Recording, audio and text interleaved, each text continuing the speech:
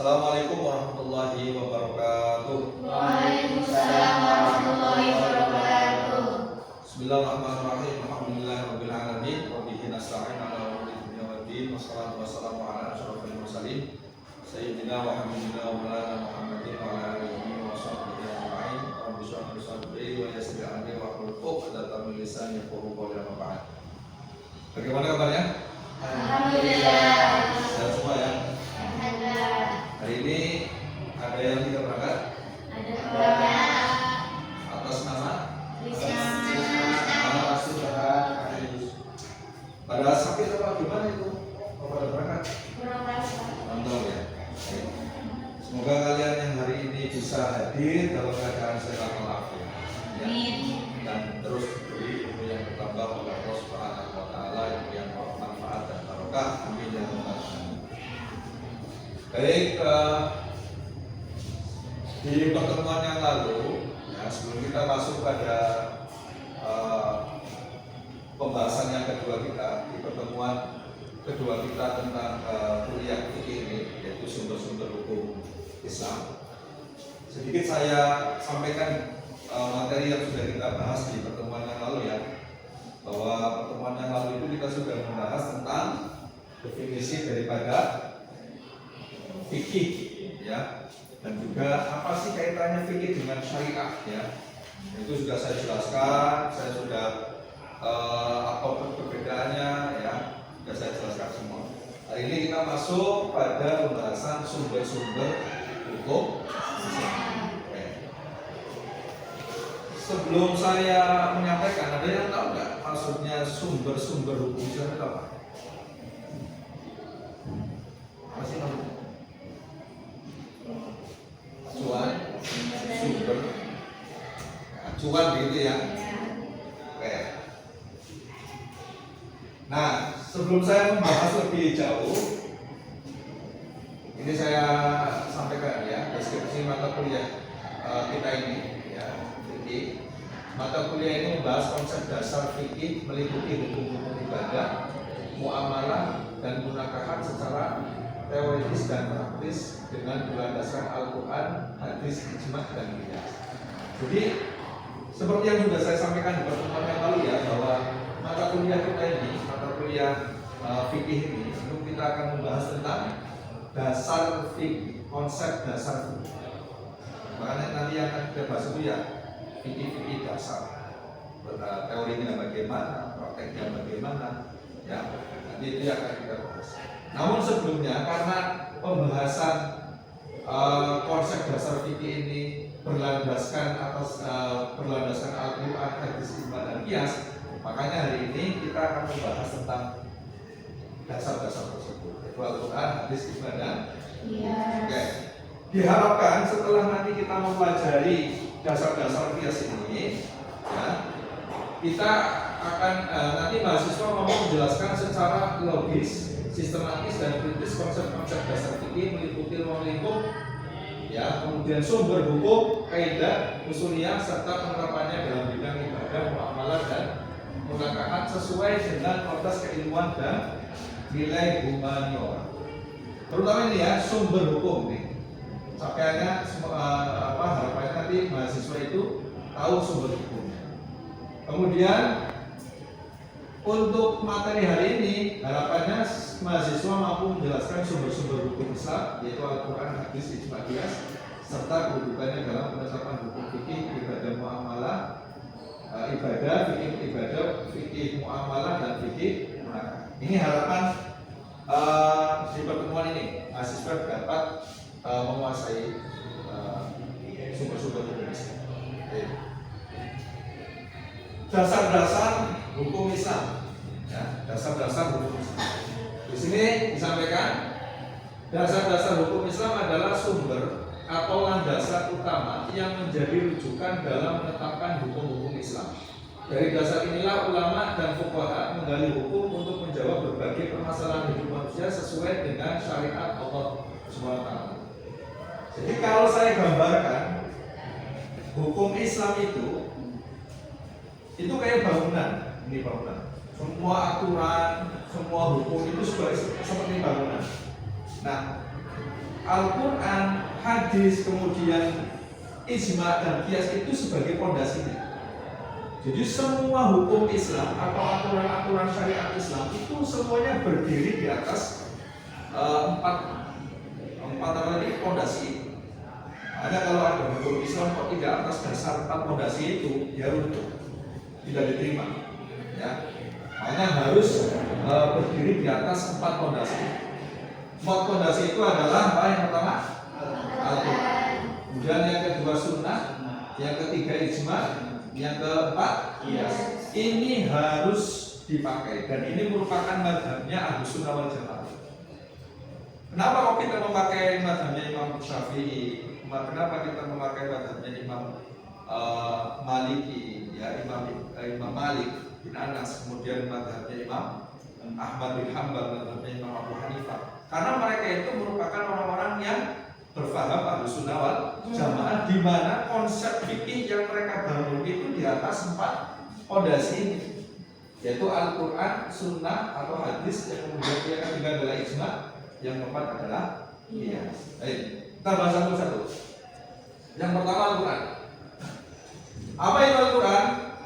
Al-Quran adalah kalamullah atau firman Allah yang diturunkan kepada Nabi Muhammad melalui perantaraan malaikat Jibril yang menjadi mukjizat, ditulis dalam mushaf, diriwayatkan secara mutawatir dan membacanya bernilai ibadah. Jadi Al-Quran itu adalah kalamullah yang diturunkan kepada Nabi Muhammad melalui siapa? Malaikat Jibril. Ya. Jadi proses penurunan Al-Quran itu ada 3 tahap. Pertama Rasulullah turunkan, pertama Allah itu turunkan Lauhul Mahfuz, gitu ya. Dulu sudah pernah saya jelaskan ya. Kemudian dari Lauhul Mahfuz ke Baitul Izzah, dan dari Baitul Izzah ke langit ke Rasulullah melalui malaikat Jibril, dan diturunkan secara berangsur, ya, berangsur selama 23 tahun. Yang 13 tahun itu diturunkan di kota Makkah, kemudian dikenal dengan Makkiyah. Yang 10 tahun itu diturunkan di Madinah, kemudian dikenal dengan Madaniyah. Ini juga sangat pengaruh sekali untuk mengetahui Makkiyah dan Madaniyah dalam penetapan hukum Islam. Harus tahu itu. Ya, itu Al-Quran. Dan Al-Quran ini merupakan dasar utama, ya, agama Islam. Dasar yang paling utama adalah apa? Al-Quran. Kemudian di bawahnya ada hadis. Kemudian dasar yang kedua, hadis. Ya. Apa itu hadis? Hadis itu adalah segala ucapan, perbuatan dan ketetapan Rasulullah yang menjadi penjelas dan penguat hukum dari Al-Quran. Jadi hadis itu adalah ucapannya Rasul, perbuatannya Rasul. Kemudian ketetapannya Rasulullah SAW itu juga dinamakan hadis. Ada yang tahu nggak apa sih ketetapannya Rasul itu? Maksudnya gimana? Diamnya Rasul. Diamnya Rasul itu gimana maksudnya? Mbak Nek? Kalau ada sahabat ngelakuin sesuatu terus Rasul diam, berarti apa? Iya, bagus. Jawabannya bagus ya, benar tadi. Jadi yang dimaksud dengan ketetapan Rasulullah SAW itu sebenarnya yang melakukan itu bukan Rasulullah. Seada sahabat yang melakukan, kemudian Rasulullah melihat apa yang dilakukan oleh sahabat, Rasulullah kemudian diam. Kenapa diam? Karena Rasulullah setuju. Diamnya Rasulullah walaupun bukan beliau yang mengerjakan, itu tetap dikatakan sebagai apa? Sebagai sunnah atau sebagai hadis. Sehingga hadis itu adalah segala ucapan, segala perbuatan, dan segala ketetapan Rasulullah, maka dinamakan apa? Dan apa sih fungsi daripada hadis? Salah satunya adalah menjadi penjelas dan penguat hukum dari Al-Quran. Nah, tadi saya sampaikan, yang pertama itu, ya, yang pertama itu adalah Al-Quran. Kemudian setelah Al-Quran apa? Hadis. Yang ketiga ijma. Apa itu ijma? Ijma itu adalah kesepakatan para ulama mujtahid pada suatu masa terhadap suatu hukum syara setelah wafatnya Rasulullah SAW. Contohnya kesepakatan ulama tentang kewajiban sholat lima waktu.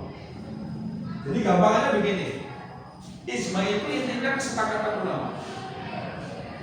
Ya, pada satu masalah, pada hukum satu masalah, di mana kesepakatan itu terjadi setelah Rasulullah itu wafat. Karena kalau Rasulullah masih hidup kan semua hukum kembalinya ke siapa? Rasulullah. Ya kan, walaupun sahabat pinternya kayak apa, ya pintar sekali, tapi karena ada Rasulullah ya semua hukum kembalinya ke Rasulullah. Makanya ini harus terjadinya ijma atau konsensus ini dia harus terjadinya setelah wafatnya Rasulullah. Dan yang dimaksud ulama di sini adalah ulama mujtahid, bukan ulama sembarangan. Bukan kayak ulama sekarang yang jago di podium ya, tapi sebenarnya dia tidak paham bagaimana menafsirkan Al-Quran, ilmu tafsir Quran dan sebagainya. Kalau ini harus ulama yang tingkatannya itu sudah sampai apa? Mujtahid. Nah, kesepakatan mereka ulama mujtahid ya di suatu masa, contohnya di tahun kita ini ya, di masa kita ini semuanya ulama mujtahid itu bersepakat ya pada suatu terhadap suatu hukum syarat ya, maka itu dinamakan dengan apa? Dinamakan dengan ijma atau konsensus. Begitu ya. Yang terakhir kias. Apa itu kias? Kias itu menyamakan hukum suatu perkara yang tidak disebutkan secara eksplisit dalam nas dengan perkara lain yang disebutkan nas karena memiliki ilat atau alisan hukum yang sama. Contohnya narkoba. Narkoba itu dalam Al-Quran ada enggak? Ada. Pengharaman narkoba dalam Al-Quran ada enggak? Tidak. Kenapa kok narkoba kemudian diharam? Dikiaskan dalam khamar. Kenapa dikiaskan dengan khamar? Karena memiliki alasan hukum yang sama, yaitu memabukkan. Jadi yang dimaksud dengan kias itu menyamakan satu hukum baru dengan hukum yang lama. Disamakannya itu karena memiliki alasan hukum yang sama, sehingga disamakan. Narkoba nggak ada, mau dicari di hadis nggak ada, dalam Al-Quran nggak ada. Yang ada adalah khamar. Khamar sendiri kan artinya perasaan anggur yang memabukkan, sedangkan narkoba bukan. Lantas bagaimana bisa mengharamkan narkoba padahal dalam Al-Quran dan hadis nggak ada? Maka cara ijtihadnya itu dengan menggunakan apa? Qiyas atau akal.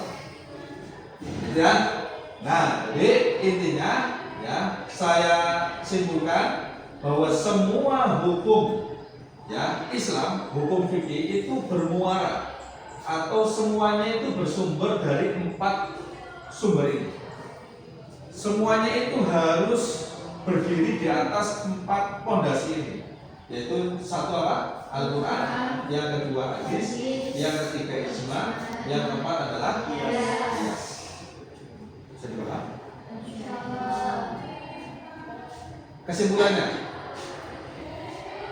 dasar-dasar hukum Islam merupakan landasan utama dalam menetapkan berbagai ketentuan syariat yang mengatur kehidupan umat manusia. Hukum Islam bersumber dari wahyu Allah dan penjelasan Rasulullah, serta diperkuat dengan kesepakatan para ulama dan penalaran hukum yang sesuai dengan kaidah syariat. Dengan memahami dasar-dasar tersebut, umat Islam dapat menjalankan kehidupan sesuai tuntunan Allah dan Rasulnya secara benar dan bertanggung jawab. Dengan dasar itu, secara tidak langsung kita itu berarti mengamalkan apa-apa yang sudah diajar, apa-apa yang sudah menjadi ketentuan Allah Subhanahu wa Ta'ala. Baik, sebelum saya lanjutkan, ada pertanyaan? Pertanyaan? Tidak ada? Oke, kalau tidak ada, coba ya. Kita ada ada pertanyaan nih. Kalian paham apa enggak tadi yang saya jelaskan? Ya, untuk